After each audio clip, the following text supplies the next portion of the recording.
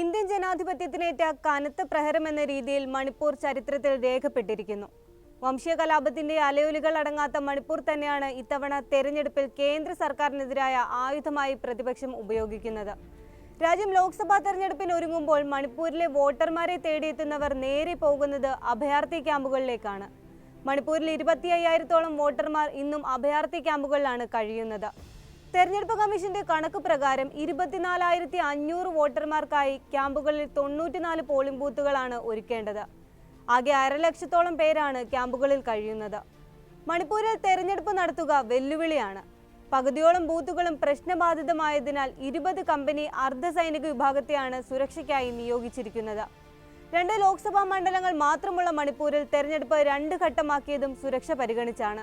മണിപ്പൂരിലെ സ്ഥിതിഗതികൾ മെച്ചപ്പെട്ടുവെന്ന് പ്രധാനമന്ത്രി നരേന്ദ്രമോദി അവകാശവാദം ഉന്നയിക്കുമ്പോഴും മണിപ്പൂരിൽ തെരഞ്ഞെടുപ്പ് നടത്തുക എന്നത് വലിയ വെല്ലുവിളിയായി തന്നെ തുടരുകയാണ്.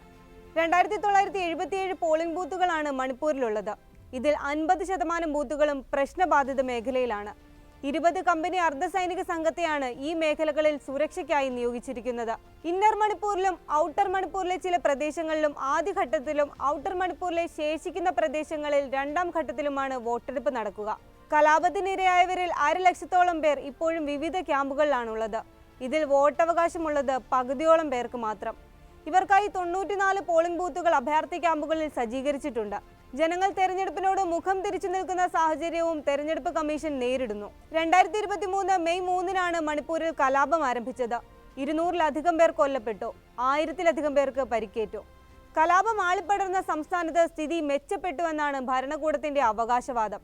എന്നാൽ താൽക്കാലിക ശമനത്തിനും രാഷ്ട്രീയ താൽപര്യങ്ങൾക്കുമൊക്കെ അപ്പുറത്ത് നീറിപ്പുകയുന്ന വിഷയത്തിൽ ശാശ്വത പരിഹാരമാണ് ആ വടക്കുകിഴക്കൻ സംസ്ഥാനം തേടുന്നത്. കേന്ദ്ര സർക്കാരിന്റെ സമയോചിതമായ ഇടപെടൽ മണിപ്പൂരിനെ രക്ഷിച്ചെന്നാണ് പ്രധാനമന്ത്രി നരേന്ദ്രമോദിയുടെ വാദം.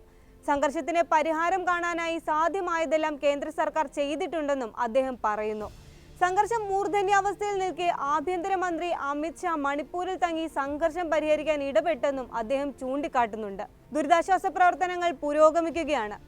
സംസ്ഥാനത്തെ അഭയാർത്ഥി ക്യാമ്പുകളിൽ കഴിയുന്നവർക്കായി സാമ്പത്തിക പാക്കേജ് ഉൾപ്പെടെയുള്ള പരിഹാര നടപടികൾ കൈക്കൊള്ളുന്നുണ്ടെന്ന് മോദി അവകാശപ്പെടുന്നു.